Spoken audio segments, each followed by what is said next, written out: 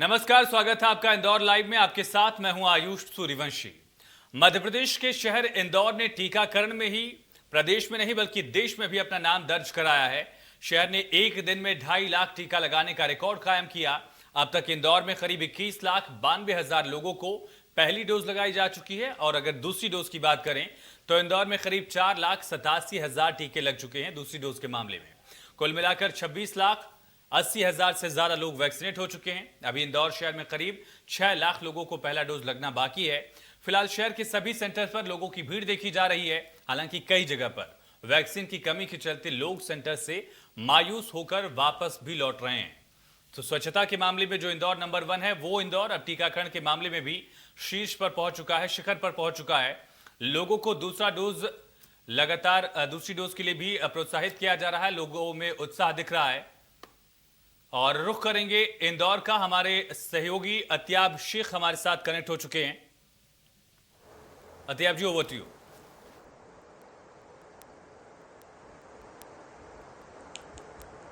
देखिए, जहां तक इंदौर शहर की बात करते हैं तो इंदौर शहर की सबसे बड़ी पहचान है कि वो नंबर 1 पर रहता है। इंदौर शहर ने सफाई में नंबर 1 की तमगा हासिल करा तो वहीं इंदौर शहर ने वैक्सीनेशन के अंदर भी देश और दुनिया में अपना नाम दर्ज करा दिया है। जाहिर सी बात है, इसको लेकर लोग उत्साहित हैं, लेकिन अब सवाल इस बात का खड़ा होता है कि जब वैक्सीनेशन की जो रफ्तार थी उसके आगाज बहुत अच्छा था, लेकिन अब अंजाम तक आते आते ये रफ्तार बेहद धीमी पड़ चुकी है। इस रफ्तार को धीमी पड़ने के क्या कारण रहे और किस वजह से इंदौर में अभी रफ्तार धीमे नजर आ रही है, इसके लिए मेरे साथ में खास पैनल जुड़ा है। इस खास पैनल में डॉक्टर तरुण गुप्ता जो कि कोविड वैक्सीनेशन अधिकारी हैं वो मेरे साथ में जुड़े हैं। जेपी मूलचंदानी जो कि भारतीय जनता पार्टी के प्रवक्ता हैं वो मेरे साथ जुड़े हैं और कांग्रेस की तरफ से अमीनुल इस्लाम सूरी मेरे साथ जुड़े हैं। सबसे पहला सवाल मैं जेपी भाई आप ही से करना चाहूंगा। जेपी भाई, हर्ड इम्यूनिटी की बात की जा रही है, यह कहा जा रहा है कि इंदौर हर्ड इम्यूनिटी की तरफ बढ़ जाएगा, हर्ड इम्यूनिटी इंदौर में मिल जाएगी, लेकिन अब जिस तरीके से रफ्तार वैक्सीनेशन की कम होती नजर आ रही है, क्या कारण देख रहे हैं आप?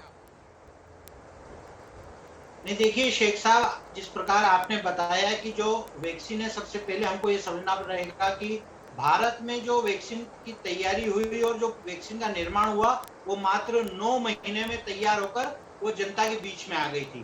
हमने देखा कोरोना की महामारी में जब पूरी तरफ आपाधापी मची थी और एक अज्ञात दुश्मन से हम सबको मिलकर लड़ना था, उस समय हमारे वैज्ञानिकों ने इस पर रिसर्च करके और इसका परिणाम दिया है और आज वो अंजाम है कि 9 महीने के अंदर अंदर भारत में वैक्सीन हमारे पास तैयार हुई।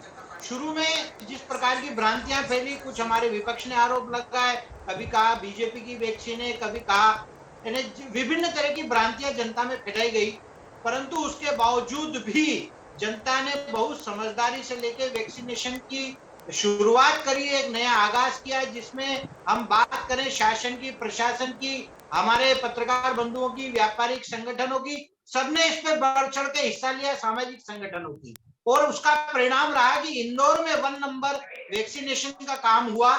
और जिस प्रकार आपने अभी बताया कि करीब एक दिन में 2.5 लाख वैक्सीन एक ही दिन में लगाकर हमने इंदौर को फिर से नंबर 1 बनाया, जिसमें हम सभी की भागीदारी बराबर से सुनिश्चित है, क्योंकि किसी के भी एक व्यक्ति के करने से काम नहीं होता, हम सबका ये सामूहिक प्रयास था जिसमें हम सभी सफल हुए हैं। और उसके बाद हम देखें तो फर्स्ट डोज करीब करीब मेरी जानकारी के अनुसार 22 लाख लोगों को इंदौर में लग चुका है और सेकेंड डोज लगभग 5 लाख लोगों को लग चुका है। परंतु जिस तादाद में अभी जन जागृति अभियान भारतीय जनता पार्टी के कार्यकर्ताओं ने, वो सामाजिक व्यापारिक संगठनों ने चलाया, तो एक नई संचार का, एक जनता में एक नई उत्साह का आगमन भी हुआ और उसी का परिणाम है कि सारे लोग वैक्सीनेशन की तरफ बढ़ने लगे।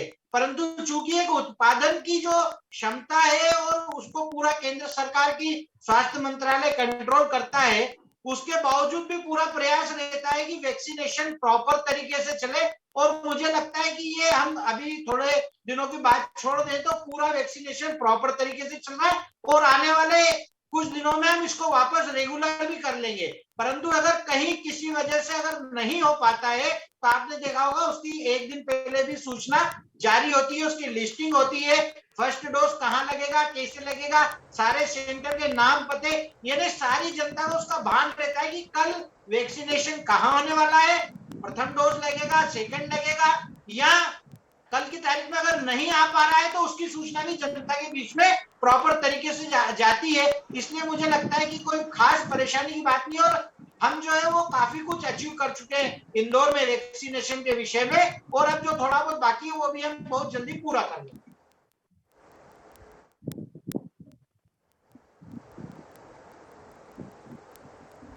जी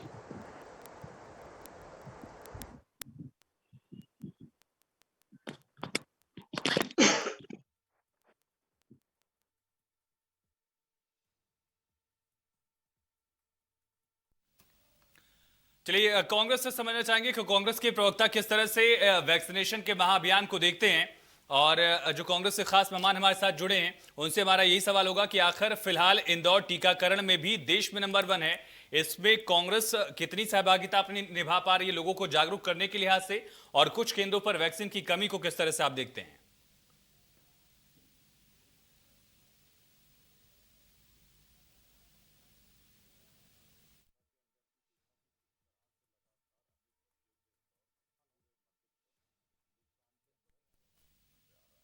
पूरे भारत में इंदौर पिछले 4 सालों से प्रथम स्थान पे स्वच्छता पे आ रहा है। तो इंदौर की जनता जागरूक है, और सभी लोगों ने, क्योंकि सभी का मानना था कि इस महामारी से लड़ने का अगर कोई उपाय है तो वो टीकाकरण है, वो वैक्सीनेशन है। इस महामारी से हम तभी जीत सकते हैं जब हम सब वैक्सीनेटेड हो जाएं इसके खिलाफ। इसको लेके कांग्रेस पार्टी की जहां तक बात है, अगर आपको याद होगा, जब पहली बार कोरोना ने दस्तक दी थी दिसंबर 2019 में, तभी कांग्रेस के राष्ट्रीय अध्यक्ष, पूर्व राष्ट्रीय अध्यक्ष राहुल गांधी जी ने इसको लेके बयान भी जारी किया था, भारत सरकार को सचेत भी किया था। पर हमारी सरकार थाली पीटने में, बैंड बजाने में, गोबर लिपीटने में, कोरोनिल पीने में, कहीं पे आपका पापड़ खाने में लगी हुई थी। तब भी बार बार कहा गया था कि वैक्सीनेशन ही भविष्य में इसका एकमात्र उपाय बचेगा। और जब अगस्त सितंबर 2020 में पूरा विश्व वैक्सीन को बुक कर रहा था, तब भारत सरकार सोई हुई थी, भारत सरकार का ध्यान नहीं था। भारत के वैज्ञानिक हमेशा सदैव आगे रहे, उन्होंने भारत के अंदर वैक्सीन को निर्मित किया। हम पहले भी करते आए, पहली बार हिंदुस्तान में किसी वैक्सीन का निर्माण नहीं हुआ है। 1952 से लेके आज तक भारत में 70 वैक्सीनें बन चुकी हैं, 14 से ज्यादा इम्यूनाइजेशन के प्रोग्राम चल चुके हैं। तो वैक्सीन का निर्माण हमारे वैज्ञानिकों ने किया, ये सब उनकी उपलब्धियां हैं। और जब वो वैक्सीन भारत में बनी तो उसको विदेशों में एक्सपोर्ट करने का काम किया भारत की सरकार ने, भारत के प्रधानमंत्री ने। जब दूसरी लहर आई, पहली लहर में हम असफल हुए, जब हमारे लोगों को ना हॉस्पिटलों में बिस्तर मिल रहे थे, ना ऑक्सीजन सिलेंडर मिल रहे थे, ना उपचार की सेवाएं मिल रही थी, ना जो दवाइयां, इंजेक्शन, रेमडेसिविर होने चाहिए थे वो उपलब्ध नहीं थे, तब हमारी सरकार जो वैक्सीन हमारे देश में स्वयं निर्मित थी उसको एक्सपोर्ट कर रही थी, उसको विदेशों में दिया जा रहा था। कई जगह फ्री में दी गई, कई जगह एक ट्रीटी के तहत दी गई, अलग अलग देशों में उस चीजों को दिया गया। अब जाके स्थिति ये हुई कि जब सुप्रीम कोर्ट के ने पूछा भारत सरकार से कि आप जून के महीने तक कितने लोगों को वैक्सीनेटेड कर देंगे, तो भारत सरकार ने एफिडेविट कर में कहा कि हम 60 करोड़ भारतीयों को पहला डोज वैक्सीन का लगा देंगे। उसके बाद जब 30 जून तक ये स्थिति पूर्ण नहीं होती दिखी तो भारत सरकार ने उसमें कमी की। जब आज हम जुलाई तक पहुंचे तो लगभग 30 से 32 करोड़ भारतीय पहले डोज में जाके वैक्सीनेटेड हुए हैं। तो भारत सरकार की कहीं ना कहीं जो प्लानिंग है, जो इम्प्लीमेंटेशन है, उसको लेके कमी है। यही चीज इंदौर में देखने को मिल रही है। वैक्सीन उपलब्ध नहीं है, हजारों लोग सेंटरों पे पहुंच रहे हैं, खाली हाथ लौट रहे हैं, और कहीं ना कहीं जब इतनी भीड़ इकट्ठी हो रही है, प्रशासन की लापरवाही हो रही है, तो वहां पे कोरोना फैलने का डर हो रहा है। जब हजारों की तादाद में लोग एक जगह इकट्ठे होंगे तो हमें मालूम है, सारे वैज्ञानिक कह चुके हैं, कहीं ना कहीं कोरोना की तीसरी लहर आएगी। और हर बार कोई भी महामारी होती है, जब वो अपने बार बार जब दस्तक देती तो हर बार जब उसकी लेयर आती है, जो अगली लहर आती है, वो पिछली से ज्यादा खतरनाक होती है। वैज्ञानिक हमें बार बार सचेत कर रहे हैं, हम सबको उसमें जागरूकता रख के जो कोरोना के नियम है उनको फॉलो करना है, और सरकार का दायित्व है कि सबको इतनी वैक्सीन बड़ी मिले। आबादी में वैक्सीनेशन का रेट देश में सबसे आगे चल रहा है, ये क्या पॉजिटिव साइड नहीं है अगर इंदौर के लिए स्पेसिफिक बात करें? और अगर वैक्सीन की कमी है तो फिर उसे किस तरह से देख रहे हैं आप? अगर इंदौर के लिए स्पेसिफिक बात करें तो निश्चित तौर पे मैंने कहा कि इंदौर की जनता बहुत जागरूक है। स्वच्छता में लेके भी हमने स्वच्छता को भी लेके एक जागरूकता दिखाई, वही हमने वैक्सीनेशन को दिखाई। और हमको मालूम है ये इंदौर की शहर, इंदौर की आवाम ये जानती है कि वैक्सीनेशन ही इस महामारी से लड़ने का उपाय है। पर अब जिनको वैक्सीन लगना बाकी है वो दायित्व किनका है? और अगर वहां पे 1000 लोग आज स्लॉट बुक करने जाएं ऑनलाइन तो स्लॉट ठीक है, वैक्सीन की कमी को लेकर आपका सवाल है। मैं सूरी साहब आपके पास वापस लौटता हूं। डॉक्टर तरुण गुप्ता भी हमारे साथ लगातार बने हुए टीकाकरण अधिकारी हैं। डॉक्टर तरुण, एक कामयाबी है इंदौर के लिए, इतनी बड़ी आबादी होने के बावजूद वैक्सीनेशन रेट जो इंदौर का है वो देश में नंबर 1 है। एक शिखर के तौर पर, एक नंबर 1 के तौर पर आप लोगों ने इसे स्थापित किया है, कामयाबी जरूर है। लेकिन हाल के दिनों की अगर बात की जाए तो कुछ सेंटर्स पर वैक्सीन की कमी की जो दिक्कत सामने आ रही है, इसका मूल कारण क्या है? और बाकी की जो आबादी करीब 5 से 6 लाख की बची है वैक्सीनेट करने के लिए, उनको कितनी जल्दी हम वैक्सीनेट कर पाएंगे इंदौर में? देखिए, चूंकि वैक्सीनेशन हमारे यहाँ बहुत फास्ट तरीके से हुआ और इंदौर की जो मैक्सिमम आबादी है, जिसका मान के चले कि हम 78% अभी तक हम वैक्सीनेशन हम कर चुके हैं जी। अब चूंकि वैक्सीन की भी लिमिटेशन होती है प्रोडक्शन की, और चूंकि कई हमारे डिस्ट्रिक्ट ऐसे हैं जिनके यहाँ पे करीब 30% या 40% ही वैक्सीनेशन हो पाया है पूरे मध्य प्रदेश की अगर हम बात करें तो चूंकि वैक्सीन का डिस्ट्रीब्यूशन इस हिसाब से किया जा रहा है कि जो डिस्ट्रिक्ट कम कवरेज हो पाया है उनको भी वैक्सीन की सप्लाई ज्यादा दी जा रही है। तो चूंकि पूरे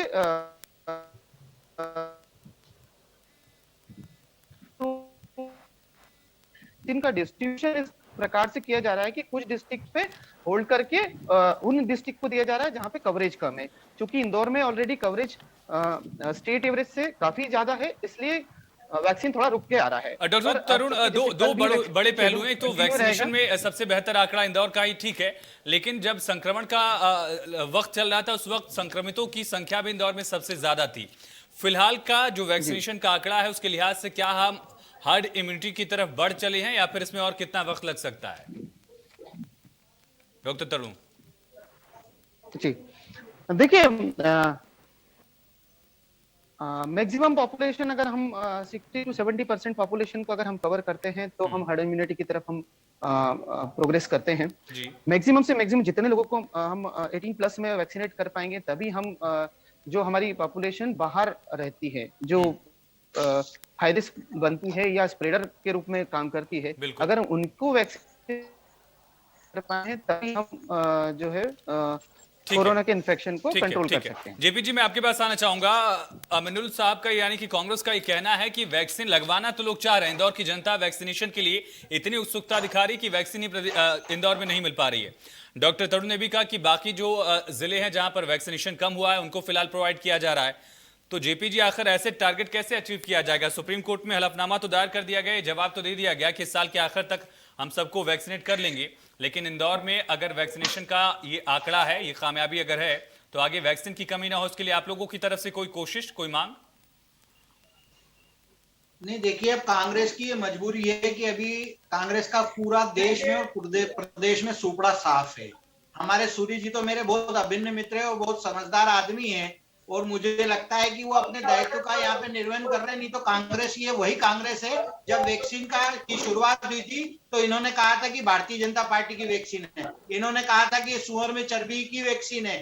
ये सारी बातें भी कांग्रेस के द्वारा ऑन द रिकॉर्ड कही गई थी, परंतु जनता ने इनकी बातों को सुना नहीं। वो ठीक है जेपी जी, वो ठीक है। अतिया भी हमारे साथ एक बार फिर से कनेक्ट हो चुके हैं। अतिया भी आपसे सवाल करेंगे, लेकिन जेपी जी, जो बड़ा सवाल है, मेरा जो सवाल था जेपी साहब, जो मेरा सवाल था, जेपी साहब, जेपी जी, जेपी मुल्तनानी जी, सारी चीजों को नकार दिया। जेपी जी, ठीक है, मैंने उस पर नहीं सवाल पूछा। मेरा सवाल ये था कि अगर वैक्सीन की कमी हो रही कुछ केंद्रों पर, क्योंकि हम तो इस पूरे वैक्सीनेशन के काम में, चाहे हम कोरोना की बात करें, इस महामारी की बात करें, हम तो विपक्ष का भी इतना ही साथ चाहते हैं जितना सामाजिक संगठनों का, व्यापारियों का, पत्रकार बंधुओं का साथ चाहते हैं। क्योंकि आपको आवाज भी देखिए वैक्सीनेशन जी ठीक है। जेपी जी, जो बड़ा सवाल है, वैक्सीनेशन अगर इस ओहदे तक, इस औहदे तक पहुंचा है कि लगातार पॉपुलेशन को वैक्सीनेट किया जा रहा है इंदौर में, लेकिन अब वैक्सीन की कमी को लेकर क्या जवाब है? नहीं, देखिए, वैक्सीन की कोई कमी नहीं है, जैसा हमारे नोडल अधिकारी ने बताया, गुप्ता जी ने, कि क्या होता है कि जब वैक्सीन का उत्पादन होता है उस रेशो में प्रदेश को मिलती है और प्रदेश भी ये तय करता है कि हमको कहाँ ज्यादा आवश्यकता है, उस रेशो में वो पूरा डिस्ट्रीब्यूशन होता है। निश्चित रूप से आप समझ लीजिए कि इसका उत्पादन और बढ़ोतरी पे रहे, उत्पादन ज्यादा से ज्यादा करने का पूरा प्रयास हो रहा है। ठीक है, मैं लौटता हूँ जेपी जी आपके पास। अतियाब हमारे साथ एक बार फिर से कनेक्ट हो रहे हैं। कहना चाहूंगा कि सूर्य जी ने कहा कि भारत सोया हुआ था, आप वैज्ञानिकों का अपमान मत कीजिए, आप वैज्ञानिकों का अपमान मत कीजिए। हमारे मैं ठीक है, मैं समझ गया, मैं लौटता हूँ आपके पास। अतियाब आपको आवाज मिल रही है मेरी? अतियाब आप सुन पा रहे हैं? की बात करें आयुष मैं सुन पा रहा हूँ। ठीक है, ठीक है। जेपी भाई एक मिनट जेपी भाई। अरे जेपी भाई सुन तो लीजिए। ये पूरे कार्यकाल में आपको भारत के मेरे को जवाब देने दीजिए आयुष भाई। ये जो चिकन बॉक्स और हेजे का वैक्सीन आया उसको आने में वर्षों लग गए। ठीक है जेपी जी, आपने बोल लिया, आप सुन लीजिए, एक बार सुन लेते हैं। हर व्यक्ति को कॉलर ऊंचा करने का मौका है कि मात्र 9 महीने में हमारे वैज्ञानिक। ठीक है जेपी जी, समझ गए, हम समझ गए। यहाँ पर वैक्सीनेशन का काम, ठीक है, वैक्सीन तैयार करके एक जनता के लिए किया है। मुझे लगता है हमें वैज्ञानिकों का अपमान करने का आपको और किसी को भी कोई अधिकार नहीं। अतियाब जी जेपी भाई मैंने सुन ली आपकी बात। निश्चित रूप से आप बिल्कुल सही कह रहे हैं कि किसी भी वैज्ञानिक का या किसी भी साइंटिस्ट या किसी भी डॉक्टर का अपमान करने की कहीं से कहीं तक किसी को कोई गुंजाइश नहीं होनी चाहिए, क्योंकि यही हमारे कोरोना वॉरियर है और इन्होंने ही आपको और हमें आज तक महफूज रखा है।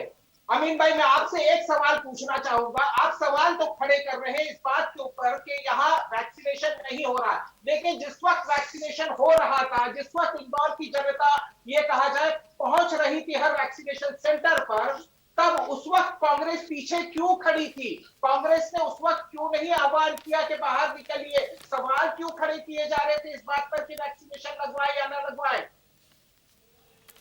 देखिए, सबसे पहले मैं जेपी भाई की बात का जवाब देना चाहता हूं।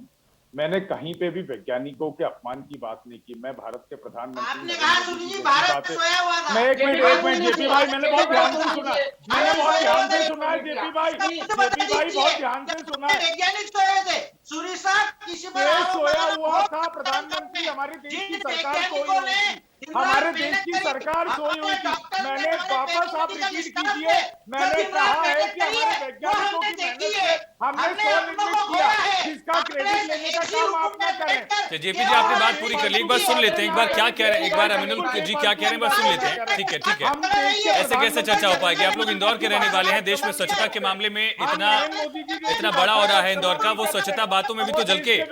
जेपी जी बारी बारी से बोल लेते हैं। कांग्रेस, बोलिए अनिल जी, बोलिए। देखिए, मैंने कहीं पे भी नहीं कहा, मैंने कहा भारत की सरकार सोई हुई थी। जब हमें वैक्सीन की बुकिंग करानी थी, भारत की सरकार सो गई थी। मैं देश के प्रधानमंत्री माननीय नरेंद्र मोदी जी की भाषा का इस्तेमाल नहीं करता हूं जो वैज्ञानिकों को नीचा दिखाने का काम करे। माननीय प्रधानमंत्री ने अपने भाषण में कहा था कि पहली बार इस देश में वैक्सीन भारत में निर्मित हुई है, जो खुद झूठ कहा था। इतना बड़ा झूठ था जिसको आंकड़े भी कांग्रेस पार्टी ने किए थे कि 1952 से लेकर 2013 तक कितनी वैक्सीनें इस देश में बनी। अब मेरे मित्र जेपी भाई ने कहा कि कांग्रेस हमारे साथ है। कांग्रेस आपके साथ नहीं है, कांग्रेस हमेशा इस देश के साथ है। देश हित की जो बात होगी उसके साथ कांग्रेस पार्टी आज से नहीं 125 साल से खड़ी हुई है। हम कोई आज की निर्मित पार्टी नहीं है जो अंग्रेजों के साथ खड़े थे देश के खिलाफ। हम हमेशा देश के साथ खड़े हैं। बीच में मत बोलिए, अगर बीच में बोलेंगे तो डिबेट का मजा नहीं आएगा। मैंने इनके बीच में कुछ भी नहीं बोला है, और अगर ऐसी डिबेट करानी है तो विषय अलग है। जब इनका समय आए ये बोले, मैंने इनके समय। अतियाब, आखिरी के 2 मिनट बचे हमारे पास, अगर आपका कोई सवाल हो तो करिए प्लीज। अगर ऐसी डिबेट करानी है तो इसका कोई मतलब नहीं। जेपी भाई, जेपी जी, अमिनुल जी, ठीक है, आप दोनों ने अपनी बात कर ली, ठीक है। देखिए जेपी जी, मैंने आपसे पहले भी कहा था, अमित जी आपसे भी मैंने पहले कहा था कि इंदौर स्वच्छता के मामले में नंबर 1 है, टीकाकरण के मामले में नंबर 1 है। वो नंबर 1 तभी रह पाएगा जब आप लोगों की भाषा में भी वो नंबर 1 वाली कोशिश दिखेगी। ठीक है, आप लोग भी इंदौर को ही रिप्रेजेंट कर रहे हैं, कम से कम थोड़ी सी भाषा की शांति बरकरार रखिए। अतियाब, आखिरी 2 मिनट हमारे पास, अगर आपका कोई सवाल हो तो प्लीज करें। देखिए आयुष, मैं बात कर रहा हूँ इंदौर वासियों की। मैं बात करना चाहता हूँ सीधे तौर के ऊपर इंदौर के उस जज्बे की। अब चाहे अमीन भाई हो या जेपी भाई हो, इन दोनों के अलहदा में सीधे तौर के ऊपर डॉक्टर गुप्ता से पूछना चाहूंगा। डॉक्टर गुप्ता, आपने इंदौर की जनता का किस तरीके से रुझान देखा? आपको क्या लगता है? भाई, मेरा समय तो आप लोगों ने नष्ट कर दिया, मेरी बात तो आपने कहने नहीं दी। अमीन भाई, मैं डॉक्टर साहब से बात कर लूं 1 मिनट? मैं उनसे पूछ तो लूं, सवाल तो कर लूं आपसे। आपको सवाल समय नष्ट हो चुका है। अब कांग्रेस तो अपने घर में डॉक्टर जमा साहब, है, आप जवाब दीजिए, मेरे सरकार सवाल- ने डॉक्टर दी है, साहब, डॉक्टर न साहब, केवल केवल और ठीक है केवल मूलचंदानी जी, एक बार सुन लेते हैं। डॉक्टर तरुण कुछ कहना चाह रहे हैं, टीकाकरण अधिकारी हैं, इंदौर भी उनको सुन रहा है, एक बार आप भी सुनिए। केवल प्रश्न उठाने का मूलचंदानी जी सुन लीजिए। जनता के साथ आइए, जनता के दुख दर्द को बांटिए। मूलचंदानी जी, अमिनुल जी, एक बार सुनिए। टीकाकरण अधिकारी इंदौर के हैं डॉक्टर तरुण, उनको इंदौर भी सुनना चाहता है, आप लोग भी सुनिए कम से कम। लाशों पे किस तरह से गंगा के तट पे लाशें बह रही थी, कितनी दुख और पीड़ा इस देश में सही है, वो जनता अच्छे से जान रही है। किसकी नाकामयाबी के कारण इस देश में कोरोना ने पैर पसारे। आपका अगर स्वास्थ्य मंत्री इतना ही काबिल था और कोरोना काल में आपने इतना अच्छा ही काम किया था, तो हर्षवर्धन जी को क्यों आपने मंत्रिमंडल से निकाला, जबकि आपको जरूरत थी मंत्रिमंडल से माननीय प्रधानमंत्री महोदय के काबिल आदमी को। चलिए ठीक है, सभी गेस्ट के ऑडियो गिरा दीजिए अब, ठीक है, डाउन करिए, फेड डाउन कर दीजिए। कर दिया। हाँ, अब मुझे हमें सिर्फ सवाल पूछना है, क्योंकि इंदौर की जनता जानना चाहती है डॉक्टर की जुबानी कि दरअसल में वैक्सीनेशन की स्थिति क्या और इंदौर की जनता का जज्बा क्या है। डॉक्टर तरुण सर, देखिए सर, अगर हम वैक्सीनेशन की बात करें तो जब 16 जनवरी को वैक्सीनेशन स्टार्ट हुआ था हेल्थ केयर वर्कर का सबसे पहले, उसके बाद फ्रंटलाइन वर्कर का वैक्सीनेशन स्टार्ट हुआ। शुरुआती दौर में काफी हिचकिचाहट थी लोगों में, एक डर था वैक्सीन के प्रति कि वैक्सीन लगाने से ऐसा हो जाएगा, वैक्सीन लगाने से वैसा हो जाएगा। और धीरे धीरे जब हेल्थ केयर वर्करों ने वैक्सीन लगाया, उसके बाद फ्रंटलाइन वर्करों ने वैक्सीन आगे होके लगवाया, और उस वैक्सीनेशन का असर जब दूसरी लहर में जब देखा कि जो जो लोग वैक्सीनेटेड थे उन लोगों पे वैक्सीनेशन के कारण कोरोना की सिवियरिटी कम हुई या वो मामूली रूप से बीमार होकर ठीक हो गए। तो जब वैक्सीनेशन का प्रभाव इतना अच्छा मिलने लगा तो लोगों में भी स्वाभाविक तौर से उसके प्रति सर, एक आखिरी सवाल- डॉक्टर तरुण, वक्त की कमी की वजह से माफी चाहेंगे, माजरत मेरी। अमिनुल जी आपका बहुत शुक्रिया, डॉक्टर तरुण आपका बहुत शुक्रिया, जेपी मूलचंदानी जी आपका बहुत शुक्रिया, अतियाब आप जुड़े, आपका भी बहुत शुक्रिया। तो कोविड वैक्सीनेशन को लेकर इंदौर देश में शीर्ष स्थान पर है, लेकिन हाल के दिनों में कुछ सेंटर्स पर वैक्सीन की कमी सामने आई है। कांग्रेस इसे मुद्दा बना रही है। बीजेपी का यह कहना है कि इंदौर ने मुकाम हासिल किया तो हमारी कोशिशों की बदौलत, क्योंकि कांग्रेस लगातार वैक्सीन और वैक्सीनेशन की प्रोसेस को बदनाम करने में लगी हुई थी। फिलहाल चर्चा में इतना ही, दीजिए इजाजत।